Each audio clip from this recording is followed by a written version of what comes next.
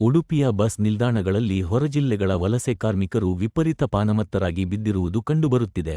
ಇದರಿಂದ ಪ್ರಯಾಣಿಕರು ಹಾಗೂ ಸಾರ್ವಜನಿಕರು ತೀರಾ ತೊಂದರೆ ಎದುರಿಸುವಂತಾಗಿದೆ. ಸಂಜೆಯಾಗುತ್ತಲೇ ಉಡುಪಿ ಸಿಟಿ ಬಸ್ ನಿಲ್ದಾಣ, ನರ್ಮ್ ಬಸ್ ನಿಲ್ದಾಣ ಸೇರಿದಂತೆ ಸುತ್ತಮುತ್ತಲೂ ಮದ್ಯ ವ್ಯಸನಿ ಕಾರ್ಮಿಕರು ಪಾನಮತ್ತರಾಗಿ ಪರಸ್ಪರ ಗಲಾಟೆ ಮಾಡುವುದು, ಕಚ್ಚಾಡಿಕೊಳ್ಳುವುದು, ಹೊಡೆದಾಡಿಕೊಳ್ಳುತ್ತಿದ್ದಾರೆ. ಇದೀಗ ಇವರು ಸ್ಥಳೀಯರ ಮೇಲೂ ಏರಿ ಬರುತ್ತಿರುವುದು ಕಂಡುಬಂದಿದೆ.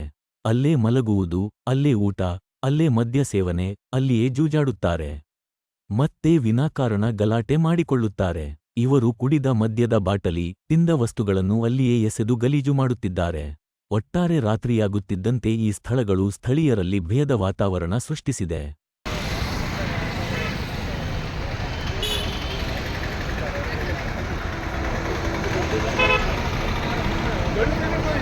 ಗಂಟೆ